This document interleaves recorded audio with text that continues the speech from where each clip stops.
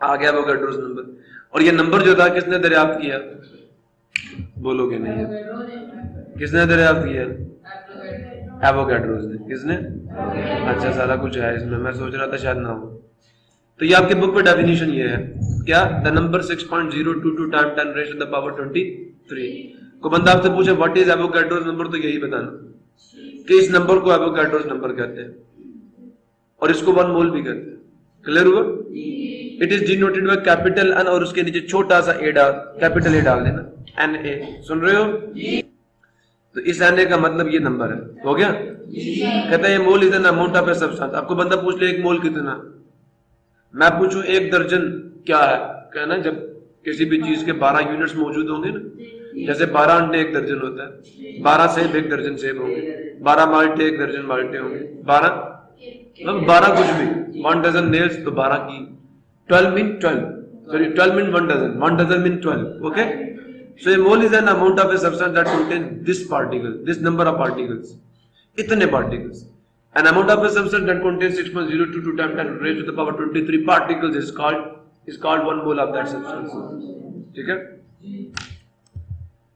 लेकिन मैंने गलत कर दिया। कहां पे गलत कर दिया? An amount of a substance that contains this number of particles is called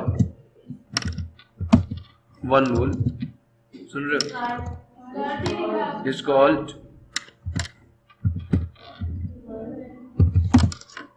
1 mole of that substance. Okay?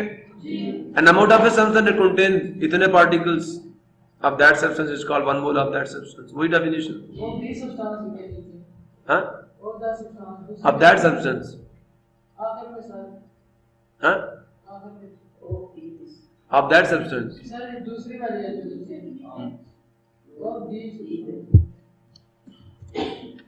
एक ही definition.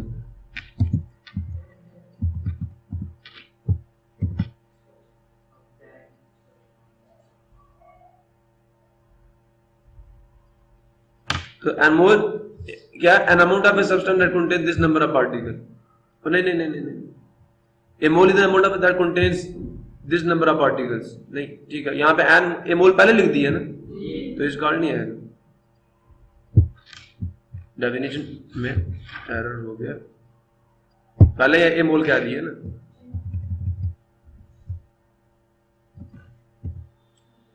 इतने पार्टिकल्स ऑफ दैट सब्सटेंस होंगे उसमें। क्लियर हो गया?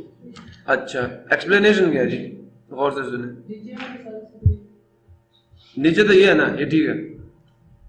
कहता है एक्सप्लेनेशन दे रहे हैं, just as dozen of eggs represent 12 eggs, ऐसा ही है। A ream of papers represents 500 papers, a mole of a substance represents 6.022 times 10 raised to the power 23 particles, representative particles of that substance. A mole of a substance contains इतने atoms, अगर वो atomic है। जैसे carbon की बात है तो उसमें इतने एटम्स होंगे, अगर हाइड्रोजन कहूंगा तो इतने मॉलिक्यूल्स होंगे। 1 मोल ऑफ हाइड्रोजन का मतलब क्या? 1 मोल मॉलिक्यूल्स ऑफ हाइड्रोजन, क्योंकि मॉलिक्यूल्स की फॉर्म में। अगर मैं 1 मोल सोडियम कहूंगा तो उसमें उसके एटम्स होंगे, 1 मोल ऑक्सीजन कहूंगा उसमें उसके मॉलिक्यूल्स होंगे। तो 1 मोल ऑफ ए सब्सटेंस में उसके इतने एटम्स हो सकते हैं, उसके मॉलिक्यूल्स हो सकते हैं, उसके आयंस हो सकते हैं of that substance. Okay, A mole of carbon का मतलब कितने? 6.022 times 10 raised to the power 23 atoms होंगे carbon.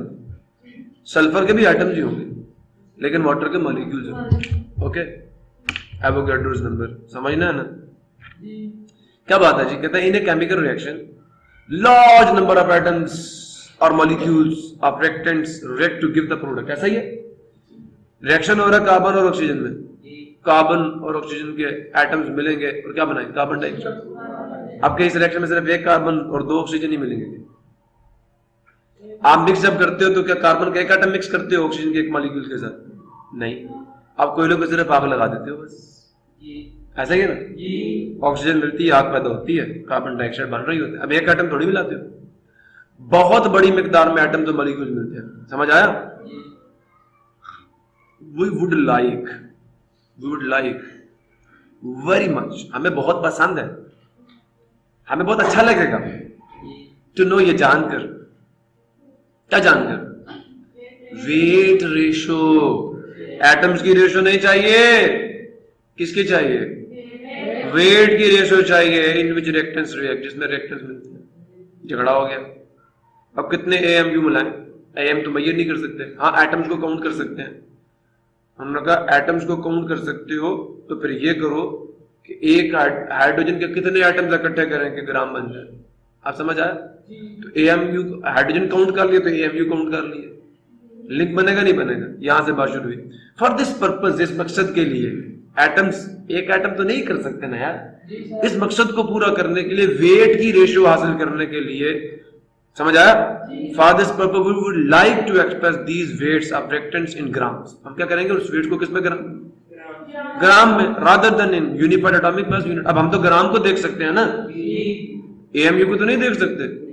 So therefore to achieve this objective, इस मकसद को हासिल करने के लिए वी नीड टू ट्रांसफॉर्म, हमें बदलना पड़ेगा, हमें बदलना पड़ेगा the concept of chemical formula, chemical formula का जो कॉन्सेप्ट है और जो एटॉमिक मास यूनिट का कॉन्सेप्ट है, इनटू सच कॉन्सेप्ट, ऐसे तस्वुरात में विच में लीड अस, जो हमें ले जाएं, ले जा सकें टू द वेट्स, कि हम जान सकें of reacting elements and compound in grams.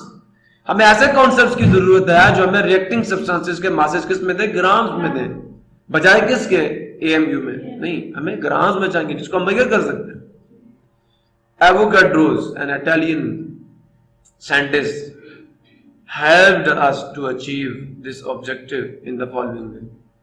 Avogadro's एक इटालियन साइंटिस्ट था जिसने हमारी मदद की इस मकसद को हासिल करने में इस अंदाज में। सवाल ये था, सुन रहे कि 1 ग्राम बराबर होगा कितने म्यू के?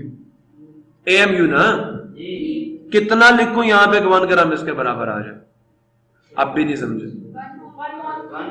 अभी तो पता चला क्या ना आपको। दिस वाज अननोन एट, ये नंबर उसने नाउन किया, समझे हो? चले आगे। तो बेटा उसने क्या किया, उसे ये पता था कि कार्बन का एक एटम ऑक्सीजन के एक मॉलिक्यूल से मिले तो क्या होता है। देखो ना, एक एटम एक ऑक्सीजन के मॉलिक्यूल से मिले, एक मॉलिक्यूल है ना, एक एटम है ना, कार्बन एटम की शक्ल में होता है ना भाई। एक एटम एक मॉलिक्यूल से मिलेगा तो एक मॉलिक्यूल CO2 का बनेगा। अगर 2 कार्बन के एटम 2 मॉलिक्यूल से मिले तो 2 CO2 बनेगा। उसने कहा कि मैं इसको बढ़ा दूं, चलो इसको 1000 कर दूं, फिर इसका मास हम ये कर सकते हैं।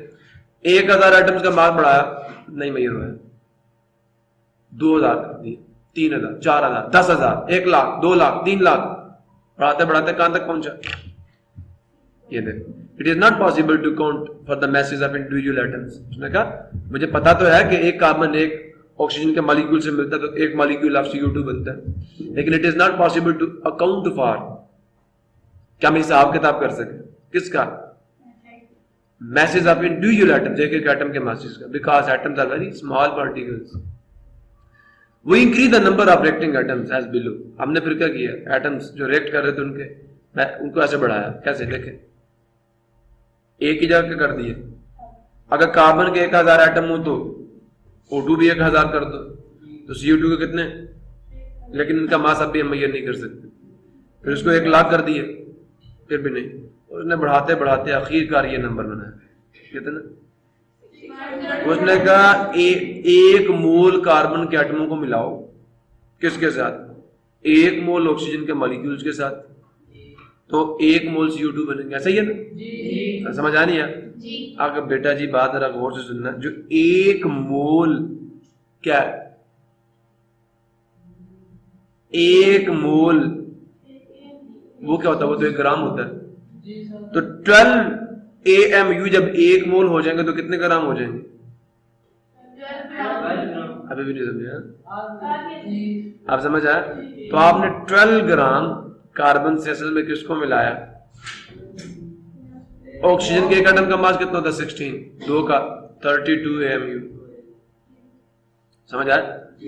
अब जब 1 मोल 32 AMU होंगे तो 32 ग्राम नहीं हो जाएंगे, है ना?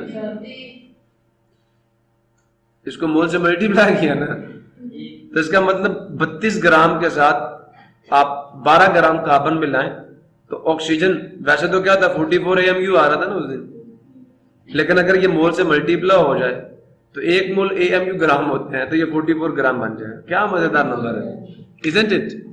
12 ग्राम कार्बन के साथ 32 ग्राम ऑक्सीजन मिल जाए तो 44 ग्राम कार्बन डाइऑक्साइड बन जाती है। अब ये ग्राम के असल में ये 1 मोल कार्बन के एटम्स है। 12 ग्राम जो कार्बन है ना, कार्बन का एटॉमिक मास क्या था? 12 AMU है ना, 12 AMU, उसको 1 मोल बना दो, वही AMU ग्राम में चाहिए, 12 ग्राम बन जाएगा। क्या खूबसूरत यूनिट है, नहीं समझ आ रहा? क्या खूबसूरती है इस नंबर की। 12 AMU है ना, 12 AMU किसका मास था? कार्बन के एक एटम का मास था। अगर कार्बन के वही एटम्स, वही एक एटम जिसका मास 12 AMU, अगर 1 मोल इकट्ठे कर लो तो वो 12 AMU 12 ग्राम कहलाएगा, सिर्फ 1 मोल। मजे की बात, ऑक्सीजन जो 32 AMU एक मॉलिक्यूल का मास था, अगर वही मॉलिक्यूल तुम कितने इकट्ठे कर लो, 1 मोल। क्या खूबसूरती है, 32 ग्राम। एक एटम 32 AMU, 1 मोल एटम नहीं, एक मॉलिक्यूल था ना, सॉरी, एक मॉलिक्यूल 32 AMU का था, 1 मोल वही मॉलिक्यूल 32 ग्राम बन जाए। नहीं समझ रहा? अगर 32 ग्राम लिखो तो समझ लेना क्या है, 1 मोल मॉलिक्यूल है, ग्राम है ना, तो ग्राम, मोल्स, मोल्स, 1 मोल, समझ आया? अगर 32 AMU लिखो तो कार्बन के एक एटम का मास है, 32 ग्राम लिखो तो कितने एटम्स का मास है? हाँ, कार्बन के एक एटम का मास कितना है? कार्बन के एक एटम का मास कितना है? भाई स्लाइड को देख लो, कार्बन के एक एटम का मास कितना है? 12 AMU, 12। अगर 1 मोल इकट्ठे कर दो तो 12 ग्राम हो जाएगा। जब AMU में मास लिखा जाए तो एक एटम का होगा, ग्राम में लिखा जाए तो कितने का होगा? 1 मोल का होगा। समझ आया? जनरली ये उन्होंने बताया हमें। अगर आपके पास 1 मोल हाइड्रोजन हो तो 1 ग्राम होगा। आप मुझे ये बताएं, हाइड्रोजन के एक एटम का मास कितना है?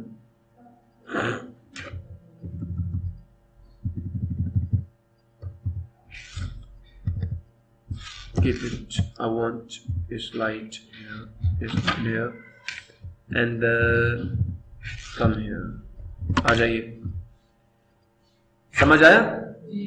अगर आपके पास 1 मोल कौन आ जाए? अच्छा बात सुने जरा गौर से, सुन रहे हैं ना? अगर हाइड्रोजन का एक एटम है तो मास क्या है? 1 AMU। अगर मैं दोनों साइडों को 6.022 multiply 10 raise to the power, किससे? अगर यही एक हाइड्रोजन की जगह पे 1 मोल हाइड्रोजन आ जाए तो मास क्या हो जाएगा? म्यू ग्राम में चेंज हो जाएगा ना। अब 1 मोल म्यू हो गया ना, तो वो ग्राम होता है। आप समझ आए? जो 1 मोल आपके एटॉमिक मास यूनिट्स है ना, बहुत ज्यादा है ना, उसको 1 ग्राम करते हैं। अभी भी नहीं समझ आ रहा, अक्ल की बुद्धि में बात नहीं बैठ रही, फिर बता। 1 मोल हाइड्रोजन एटम्स कितने हैं? इतने हाइड्रोजन जब मिल जाएंगे तो जो मास आएगा, अब वो 1 AMU थोड़ी होगा, वो 1 ग्राम। आप समझ आया? नहीं आया? समझ आया? तो जनाब जब मास ग्राम में लिखा हो तो समझ लेना ये एक एटम का मास नहीं है, 1 मोल एटम्स का मास। अब इस मोल पे आपको झगड़ा, भाई मोल ये नंबर है भाई, क्या होगा? अब यहां जब भी मास ग्राम में एक्सप्रेस, समझ लेना ये मोल। अगर AMU फिर एक कितने खूबसूरती है इस नंबर की, एक एटम 1 AMU, 1 मोल वही एटम 1 ग्राम, मतलब म्यू को सिर्फ ग्राम से रिप्लेस कर दो। अच्छा, कार्बन के एक एटम का मास कितना है? 12 म्यू। अगर मैं 12 ग्राम कर दूं तो कितने एटम्स का मास होगा? 1 मोल कार्बन का मास। अभी भी समझ नहीं है? ब्यूटीफुल नंबर, पता नहीं आपके लिए ब्यूटीफुल है या नहीं। चलो देखो, so 6.022 multiplied 10 raised to the power 23 is such a huge and beautiful number such that कि जो 6.022 multiplied 10 raised to the power 23 नहीं सही लिखा गया, I will take it into the power.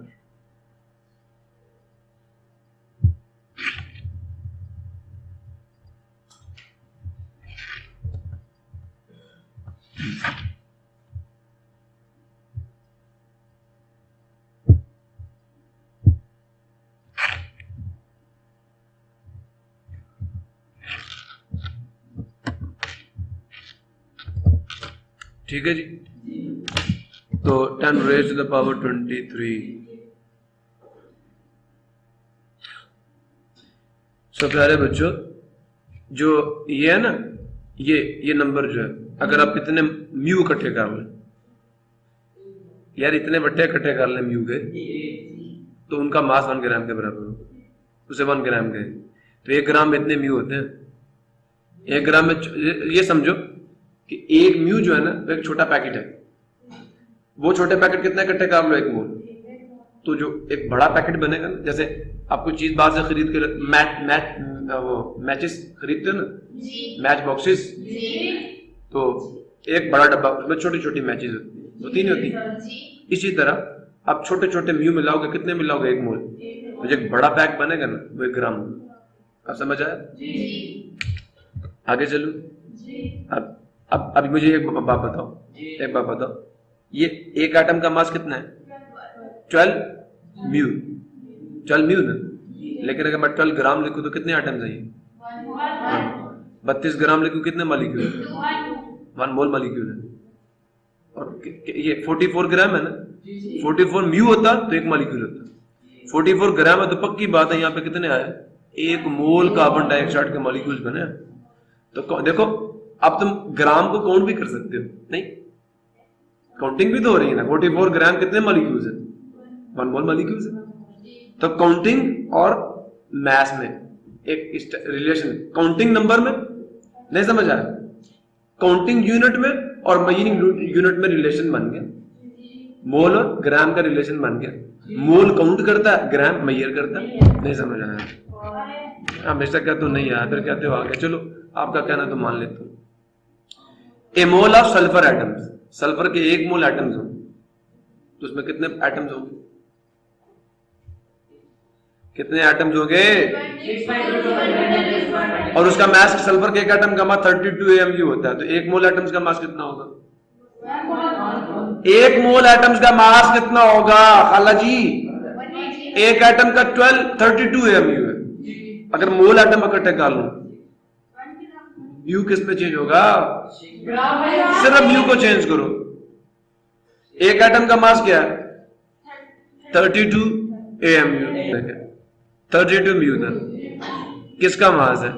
एक सल्फर के एटम। अगर मैं इसको 1 मोल सल्फर के एटम्स इकट्ठे कर लूं तो ये 32 किस में चेंज हो जाएगा? तो यही तो मैं कह रहा हूं, 1 मोल एटम्स हैं। 1 मोल, एक एटम नहीं कह रहा। जब 1 एटम होगा फिर 32 AMU। जब 1 मोल होगा तो भाई अब वो बढ़ेंगे ना। 1 मोल सल्फर के एटम 32 म्यू नहीं होंगे, 32 ग्राम्स होंगे। 32 ग्राम्स होंगे। 1 मोल एटम इकट्ठे कर रहे हो। समझ आया नहीं है? आगे चलो। कार्बन के एक एटम का मास 12 AMU होता है। 1 मोल में कितने एटम्स होंगे कार्बन के? इतने एटम्स। अब इनका मास तो 12 AMU तो नहीं होगा ना, 12 ग्राम होगा। A pair of shoes and a dozen of eggs। अच्छा एक सवाल पूछूं आपसे, आप बच्चों को ये भी झटका लग सकता है, गौर से सुनना। कार्बन के जी जनाब लेने आ गए। अच्छा देखो, ठीक है बेटा, आ रही है। कार्बन का 1 मोल हो, सुन रहे हो? कितने एटम्स है? कितने एटम्स है इसमें? 6। खुदा का वास्ता, अल्लाह आप पे मेहरबानी। एटम्स की तादाद इतनी आ गई। अगर 1 मोल आपके पास सोडियम आ जाए, उसके अंदर भी कितने एटम्स होंगे? अब मेरा एक सवाल है आपसे, अगर कार्बन के इतने एटम्स हो तो मास कितना होगा? कितना होगा? तो कितना आ जाएगा? 12 AMU नहीं होगा।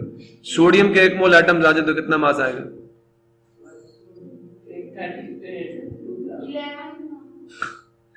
एक एटम का मास 23 AMU है। 23 ग्राम्स। क्या कह रहे हो? इसके भी उतने ही एटम्स, इसके भी उतने ही एटम्स। इसका मास 12 ग्राम, इसका 23। बेवकूफों वाली बात कर रहे हो। तादाद बराबर है तो मास भी बराबर आना चाहिए ना। क्यों भाई?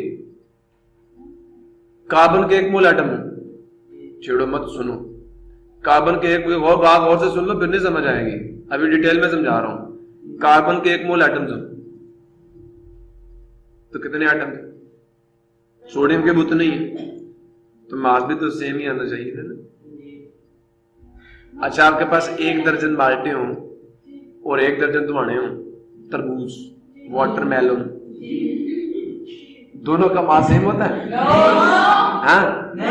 सोडियम के एक एटम का मास 23 MU है, वजनी है। कार्बन के 12 है। कैसे तुमने सोच लिया कि दोनों का मास सेम होगा? तादाद सेम है ना। मैं 1 मोल चूंटियां इकट्ठी कर दूं, 1 मोल हाथी इकट्ठे कर दूं, तो कहना सेम है भाई। तादाद बराबर होने का मतलब ये नहीं कि वजन बराबर है, isn't it? समझ आया? खोपड़ी में जगह देना है इसको। ये गलती मैंने की थी जब मैं छोटा था, 9th क्लास में। मुझे नहीं समझ आ रहा है, 1 मोल कार्बन के एटम, 1 मोल सोडियम, तादाद बराबर तो मास की मुख्तलिफ, सेम आना चाहिए। सर ने कहा 1 तरबूज और 1 दुआना बराबर, 1 तरबूज और 1 केला बराबर होता है ना, 1 माल्टा बराबर 1 सेब। अच्छा, उसका एटम हल्का इसलिए 12, इसका वजनी इसलिए। और मुझे बताया बेटा, 1 मोल जो होता है ना, वो 1 म्यू को इसमें 1 ग्राम में चेंज करता है, ज्यादा हो जाता है। ग्राम मतलब बहुत ज्यादा है। तो अगर 1 मोल कार्बन होंगे तो 12 म्यू होंगे। 1 मोल 12 म्यू हो जाए, कार्बन हो जाए ना, तो 12 ग्राम बनेंगे।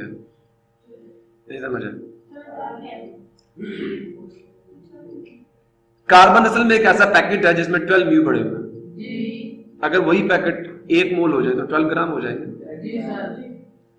सोडियम एक ऐसा पैकेट है जिसमें 23 म्यू पड़े हुए हैं। अगर आप सोडियम को 1 मोल करते हो तो 23 म्यू को भी 1 मोल कर दिया। अब 1 मोल तो 1 ग्राम होता है, तो 23 म्यू कितने? 23 ग्राम। नहीं समझ आ गया?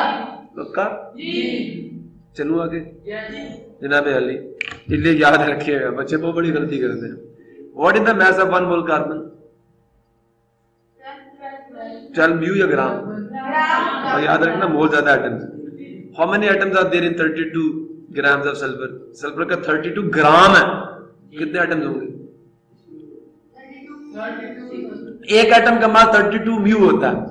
अगर मैं ग्राम साल लिख दूं, समझ लेना ये मोल है। अगर मास के साथ म्यू लिखा हो तो 1 एटम है, जब ग्राम लिखा हो तो पक्का मोल। नहीं समझा? 1 मोल एटम है। पता नहीं क्यों नहीं जा रही दिमाग में तुम्हारे में। अब बताओगे, डज क्या a dozen eggs have same mass as a dozen of bananas? No. So similarly, 1 mole of carbon and 1 mole of sodium does not have or do not have same mass. They are different masses. Sodium is 23, carbon is 12. 12 mu, 23 mu are not equal. If the mass of atoms are not equal, how you can say that the 1 mole of carbon atoms have same mass as the mass of 1 mole of sodium atoms? No, they are not equal. Clear? Yes. समझ आया? So does a mole of carbon atoms have a different mass than the mole of sulfur atoms? Yeah. समझ आया? 1 mole carbon atom का मास क्या मुख्तलिफ होता है 1 मोल sulphur जो है? क्यों नहीं होता? कार्बन के 1 एटम का मास सल्फर के 1 एटम से डिफरेंट है, तो 1 मोल का मास क्यों नहीं डिफरेंट होगा? कार्बन का 1 एटम 12 म्यू है, तो 1 मोल कार्बन 12 ग्राम होंगे। सिमिलरली सल्फर का 1 एटम ही 32 म्यू है, तो 1 मोल 32 ग्राम होंगे। भाई कैसे सेम हो सकते? नहीं हो सकते। चलो आगे। अच्छा बात सुनेंगे? मोलर मास क्या होता है? चले डजन मास बता। 1 दर्जन अंडों का मास 1 डजन का मास होगा ना, डजन मास कहेंगे, बोलते नहीं। पागल हो गए, बोला करो। तो मोलर मास क्या होगा? मोल का मास होगा। नहीं समझ आया? नहीं समझ आया? मोलर मास 1 मोल का मास। कार्बन के 1 मोल का मास, कार्बन का मोलर मास है वो 12 ग्राम है। सल्फर के 1 मोल का मास, सल्फर का मोलर मास है वो 32 ग्राम है। जब भी किसी एलिमेंट का मास म्यू की बजाय ग्राम में लिखा जाए, समझ लेना वो मोलर मास है। अब तो बस करो, नहीं करना। चलो दोबारा समझाता हूँ। समझ आया? मोलर मास क्या नाम से शो होता है ना, मोल का मास, मोल का मास। डजन मास 1 डजन का मास। नहीं समझ आया? बोलते नहीं, बोलोगे? पेयर मास, पेयर मास, पेयर का मास होगा। ग्रॉस मास, ग्रॉस का मास होगा। नहीं, रिम्स का मैथ, रिम का मैथ क्या 500 शीटों का मैथ होगा? समझ आया? मोलर मैथ, एक मोल का मैथ होगा। समझ आया नहीं आया? एक मोल अंडों का मैथ उनका मोलर मैथ, एक मोल सेबों का मैथ मोलर मैथ। किसी भी चीज के एक मोल का मास उसका मोलर मास कहलाए। अगर बात नहीं समझ आई, मैं यहाँ मौजूद बैठा हुआ सुन रहा हूँ, आपको पूछिए, मैं बताता हूँ।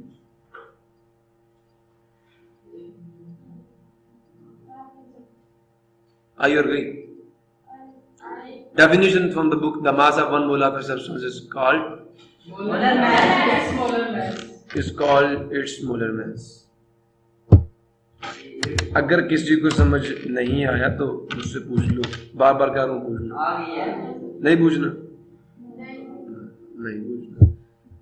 चले फिर जब मैं टेस्ट लूंगा ना मैं पूछूंगा। Explanation: what are the molar masses of carbon and sulphur?